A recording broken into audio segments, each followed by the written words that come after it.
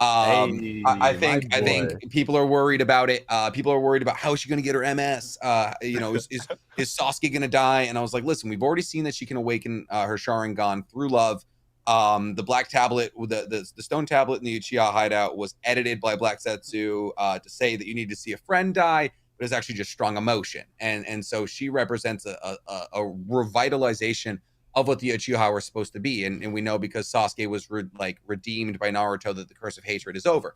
So we don't need to see somebody die for Sarada to get the MS. And people are like, oh, how's she gonna get your MS? Like, she gonna take Sasuke's eyes? Is she gonna go to the Orochimaru's laboratory? And I was like, she doesn't need it. Obito was able to spam Kamui his entire life because he had Hashirama's cells. Hashirama's cells, like the Byakuya seal, is based off Hashirama's healing factor. So like, if she has the Byakuya seal, all the damage done to her MS is going to be effectively done. And as for her getting a Rinnegan, well, I think personally Naruto's going to become the next Age of Six Pass, and then he's going to do, what that Hagoromo did to Sasuke, so that when he leaves to the moon, to keep an eye over the world, that she'll have a Rinnegan and she'll be Hokage and be able to keep an eye over the village. That's just my far-fetched theory. I'm about to say, dang, you just wrapped up the whole show. Hold on. Yeah. Yo, 100%. Yo, I'm not gonna lie. Mello probably loves your explanation because he's definitely a fan of Sarada. But I've always said that I think that for Sarada to actually get her Mangekyou Sharingan, I think someone would probably have to die. Now I understand your explanation, but I think just by of course the tradition, just like you said, the culture, I think they probably would want to keep it the same way, especially in the future when they want to have a more darker feel. We understand, of course, it's a piece of time, or the time of peace, but in the future we do see the Hidden Leaf Village completely destroyed, Boruto and Kwaki going at each other, and we don't know where Naruto is. I'm not completely, again, my personal opinion about how Sarada gets her Mangekyou Sharingan, it fluctuates, honestly. I personally think that Chocho's death would probably be very impactful to her, but I remember Mello, me and him kind of disagree. Chocho? Oh, 100%. My God. We're keeping Sasuke, but we're murking Chocho. That's great. While we're talking Oh about my Sasuke, goodness. Hold up. Both of y'all have... While we're talking about Sasuke, my man Nick, sorry, you have a video where you completely trash Sasuke. That's what my TikTok was built on. I was just about to say, you and Mello got something in common. Mello wants to kill Sasuke before the time built on. Oh my God! Yeah, listen. I mean, Nick hates Sasuke. Like, he did a whole video talking about how he hates Sasuke. I was like, yo, and if I ever get this guy on the podcast, I have to get him to elaborate. I have the bone to pick with this guy because Sasuke is my favorite character.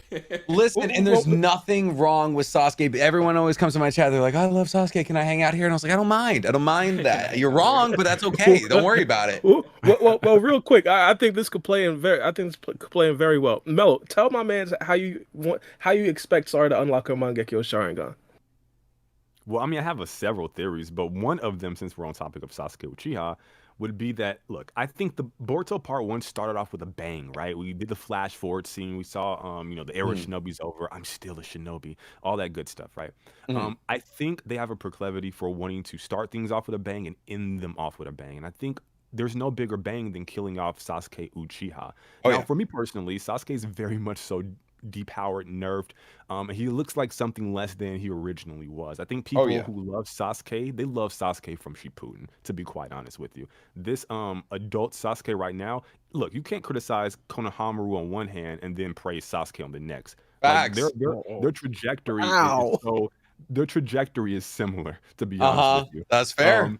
Yeah, I think so too. And for me, okay, so Momoshiki takes over Boruto's body. Borushiki manifests, right? He kills Sasuke. Maybe Sasuke puts the slash mark on his eye. I personally think Boruto inflicts the slash mark on himself. But that's a theory for we can put a pin in for later. Okay.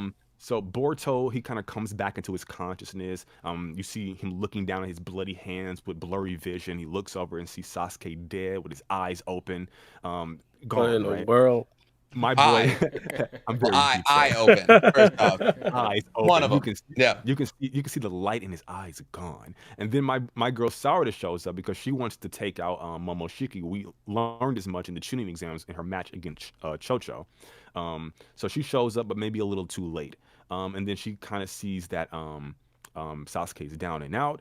And then that's how she unlocks the Mangekyou. And I think Sasuke's death, more than anything, serves a purpose. It propels Boruto forwards in a meaningful way.